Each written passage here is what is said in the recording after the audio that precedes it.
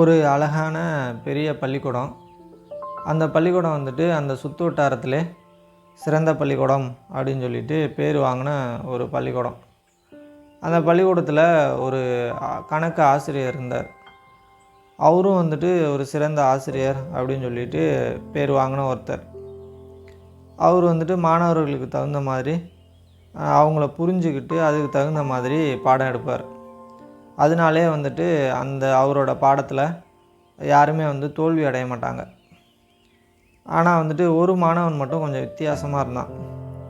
அவன் வந்துட்டு எந்த விஷயத்துக்காக இருந்தாலும் எதையாவது ஒரு காரணம் சொல்லிக்கிட்டே இருப்பான். எனக்கு வந்து இந்த பிரச்சனை இருக்குது, அந்த பிரச்சனை இருக்குது, இதனால தான் அதனால தான் அப்படின்னு சொல்லிட்டு பிரச்சனைகளையும் காரணங்களையும் அடுக்கிக்கிட்டே இருப்பான். இதை எப்படியாவது புரிய வைக்கணும் அப்படின்னு சொல்லிட்டு அவர் வந்து முடிவு பண்ணார். அதனால என்ன பண்ணார்னா, ஒரு டம்ளரில் தண்ணி எடுத்து அதில் உப்பை கலந்து வச்சுக்கிட்டார். வச்சுக்கிட்டு அந்த மாணவனை கூப்பிட்டு வா நம்ம கொஞ்சம் தூரம் வந்துட்டு வெளியே போயிட்டு வருவோம் அப்படின்னு சொல்லிட்டு அழைச்சிட்டு வந்தார். அப்படியே வந்து கொஞ்சம் தூரம் நடந்து வந்தாங்க. வந்துக்கிட்டே இருக்கப்ப சரி இந்த இடத்துல கொஞ்சம் ஓய்வு எடுக்கலாம் அப்படின்னு சொல்லிட்டு ஒரு மரத்துக்கடியில் உட்காந்தாங்க. மரத்துக்கடியில் உட்காந்தோடனே இவனுக்கு வந்துட்டு கொஞ்சம் தண்ணி தாகம். ஐயா எனக்கு வந்து கொஞ்சம் தண்ணி தாகமாக இருக்குது, தண்ணி இருந்தால் கொஞ்சம் நல்லாயிருக்கும், இங்கே எங்கே தண்ணி கிடைக்கும்னு தெரியல அப்படின்னு சொல்லிட்டு கேட்டான். உடனே அவர் கையில் வச்சுருந்தார்ல அந்த உப்பு கலந்த தண்ணி, அந்த தண்ணியை வந்துட்டு அவன்கிட்ட வந்து இந்தா குடி அப்படின்னு சொல்லிட்டு கொடுத்தார். அவன் அந்த தண்ணியை குடிச்சிட்டு ஐயா என்னது இவ்வளோ உப்பாக இருக்குது, இது எப்படி நான் குடிக்கிறது அப்படின்னு சொல்லிட்டு சொன்னான். சரி இருக்கட்டும், இதுவா இன்னும் கொஞ்சம் தூரம் போவோம், அங்கே எங்கேயாவது தண்ணி கிடச்சா நம்ம வந்து குடிச்சிக்கலாம் அப்படின்னு சொல்லிட்டு மறுபடியும் வந்து நடக்க ஆரம்பித்தாங்க. அப்படியே கொஞ்சம் தூரம் போனவுடனே ஒரு ஏரி ஒன்று இருந்தது. சரி வா இங்கே போய் வந்து தண்ணி குடிச்சிக்கலாம் அப்படின்னு சொல்லி அந்த ஏரிக்கு கூட்டிகிட்டு போனார். அந்த ஏரிக்கிட்ட போனவுடனே அவர் கையில் வச்சுருந்தார்ல டம்ளரில் உப்பு கலந்த தண்ணி, அந்த தண்ணியை வந்து அந்த ஏரியில் ஊற்றிட்டார். இப்போ 2 பேரும் வந்துட்டு அந்த தண்ணியை குடித்தாங்க. தண்ணியை குடித்தோடனே அந்த மாணவன்கிட்ட இவர் கேட்டார், தண்ணி இப்போ எப்படி இருந்தது அப்படின்னு கேட்டார்.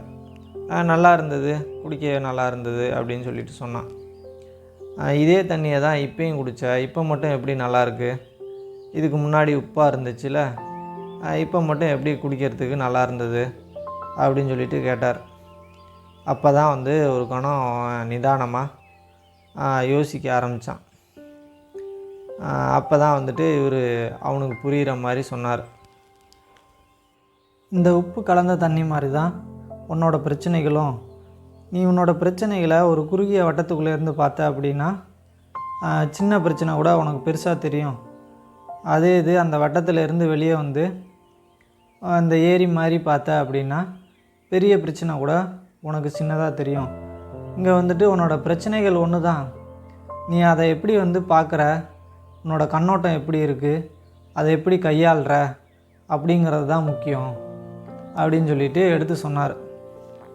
அப்போ தான் வந்துட்டு அவனுக்கு புரியுது, நம்ம வந்துட்டு இவ்வளோ நாளாக வந்து எப்படி தவறான புரிதலோடு இருந்திருக்கோம் அப்படின்றது.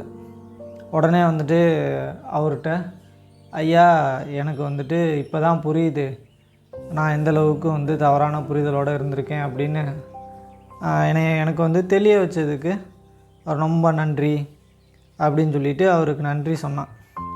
சரின்னு சொல்லிட்டு 2 பேரும் அங்கேருந்து வந்துட்டு மறுபடியும் கிளம்பி வந்துட்டாங்க. இதே மாதிரி தான் நம்மளோட வாழ்க்கையில் நம்மளோட பிரச்சனைகளையும் ஒரு குறுகிய வட்டத்துக்குள்ளாரே இருந்துக்கிட்டு பார்த்துக்கிட்டு இருக்கோம். வாழ்க்கையில் எல்லாருக்கும் வந்து பிரச்சனைகள் வரும். அதை வந்துட்டு இந்த சின்ன வட்டத்துக்குள்ளே இருந்து பார்த்துக்கிட்டு இருக்கவங்க ஒரே இடத்துல தேங்கி நின்றுறாங்க. அதே இது அந்த வட்டத்துலேருந்து வெளியே வர்றவங்க அடுத்த கட்டத்தை நோக்கி பயணம் பண்ண ஆரம்பிக்கிறாங்க. அதனால் நம்மளும் வந்துட்டு அந்த வட்டத்திலேருந்து வெளியே வந்து அடுத்த கட்டத்தை நோக்கி பயணம் பண்ண ஆரம்பிப்போம் அப்படின்னு சொல்லிட்டு இந்த கதையை முடிச்சுக்கிறேன். அடுத்த ஒரு நல்ல கதையில் பார்க்கலாம். நன்றி.